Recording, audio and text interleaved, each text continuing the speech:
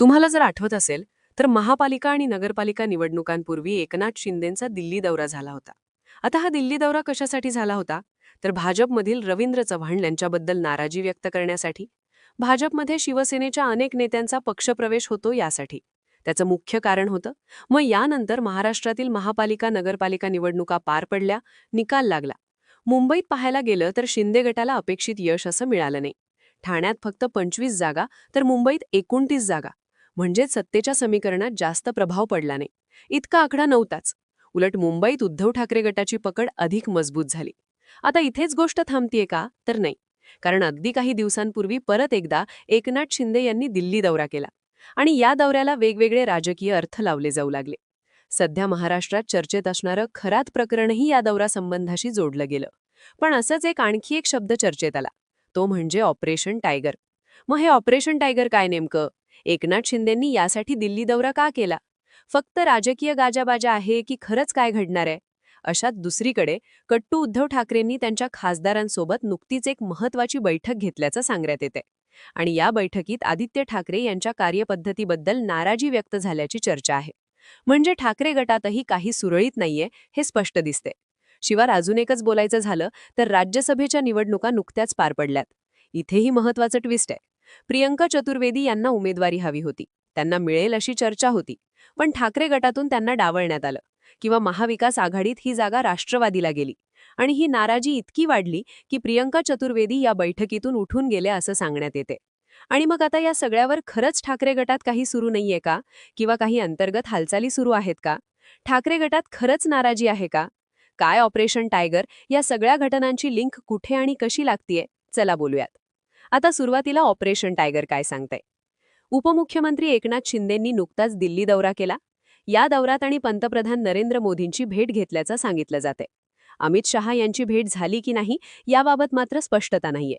या दिल्ली दौऱ्यामागे एक महत्वाचं कारण म्हणजे आगामी केंद्रीय मंत्रिमंडळ विस्तार.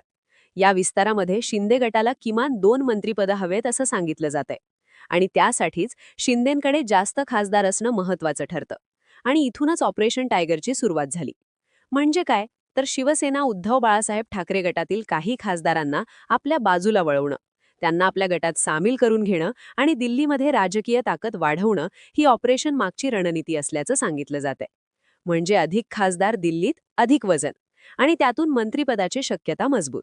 हा सरळ आणि राजकीय हिशोब आहे. याच संदर्भात ऑपरेशन टायगरची चर्चा एकनाथ शिंदेंनी दिल्लीत जाऊन नरेंद्र मोदी आणि अमित शहांशी केल्याचं सांगण्यात येते. आता यावरच बोलताना शिंदे गटातील महत्वाचे नेते उदय सामंत म्हणाले की ऑपरेशन टायगरसाठी शिंदेंना दिल्लीला जाण्याची गरज नाहीये. खासदार स्वतःहून संपर्कात येतात असं ते म्हणाले आणि एका वाक्यात विषय संपवला. आणि मग जेव्हा ठाकरेंचे खासदार शिंदे गटाकडे जाणार अशी चर्चा सुरू झाली, तेव्हा याच पार्श्वभूमीवर नुकताच मुंबईत ठाकरे गटाची बैठक पार पडली. म्हणजेच ऑपरेशन टायगरच्या चर्चेच्या छायेत झालेल्या या बैठकीकडं सगळ्यांचं लक्ष लागलं होतं. या बैठकीत उद्धव ठाकरे सगळ्या खासदारांना म्हणाले, माझा तुमच्यावर विश्वास आहे. मला भाजप राष्ट्रवादीचे लोक सांगतायत तुमचे खासदार फुटणार आहेत. पण माझा तुमच्यावर विश्वास आहे. ही सर्व लढाई मी तुमच्या भरोशावर लढत आहे असं उद्धव ठाकरे म्हणाले. मात्र याशिवाय या बैठकीत ही जी बैठक आहे ती सगळ्या खासदारांची झाली. उद्धव ठाकरेंकडे राज्यसभेचे 2 आणि लोकसभेचे 9 असे 11 खासदार आहेत. मात्र या बैठकीत 10च खासदार उपस्थित होते आणि 1 खासदार गैरहजर होता. आता नेमकं उद्धव ठाकरेंकडे किती खासदार आहेत? तर बघा, दक्षिण मुंबई लोकसभा मतदारसंघातून अरविंद सावंत, दक्षिण मध्य मुंबईमधून अनिल देसाई, ईशान मुंबईमधून संजय दीना पाटील, परभणीमधून संजय जाधव, धाराशिव लोकसभा मतदारसंघातून ओमराजे निंबाळकर, भाऊसाहेब वागचौरे शिर्डी लोकसभेतून, नाशिक लोकसभेतून राजाभाऊ वाजे, तर यवतमाळ वाशिम लोकसभेतून संजय देशमुख आणि हिंगोली लोकसभेतून नागेश पाटील आष्टेकर. आता उद्धव ठाकरेंचे 2 राज्यसभेचे खासदार कोण? तर प्रियंका चतुर्वेदी आणि संजय राऊत. आता या बैठकीत उपस्थित राहिले ते म्हणजे परभणीचे खासदार संजय जाधव.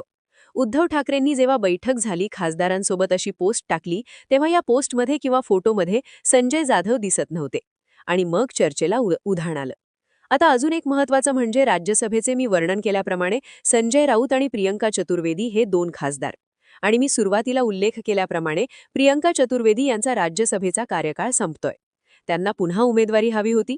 यासाठी ठाकरे गट प्रयत्नशील होता. आदित्य ठाकरेंनी तशी मागणीही महाविकास आघाडीत केली होती. मात्र वेगळीच प्रक्रिया दिसत होती महाविकास आघाडीत. दुसरीकडे संजय राऊत सुरुवातीपासूनच शरद पवारांच्या नावाचा आग्रह राज्यसभेसाठी धरत होते. त्यामुळे महाविकास आघाडीत ही जागा राष्ट्रवादी काँग्रेसला सुटली. शरद पवार राज्यसभेवर गेले. परिणामी प्रियंका चतुर्वेदी यांचं नाव मागे पडलं. आणि मग याच बैठकीत प्रियंका चतुर्वेदी यांनी आपली नाराजी मांडल्याची माहिती समोर येते.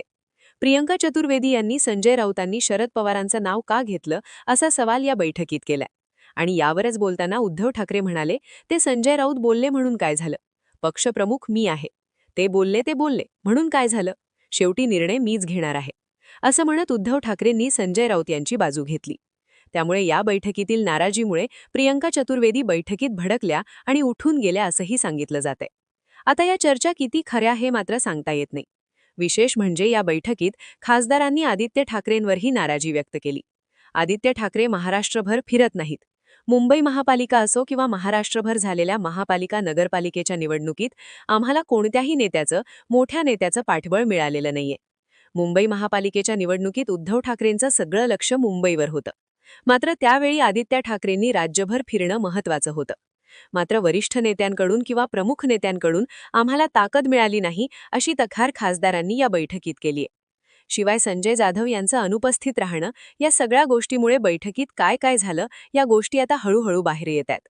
हा व्हिडिओ बनवेपर्यंत जेवढ्या गोष्टी आमच्यापर्यंत आल्या त्या गोष्टी आम्ही तुमच्यापर्यंत पोहोचवण्याचा प्रयत्न केलाय.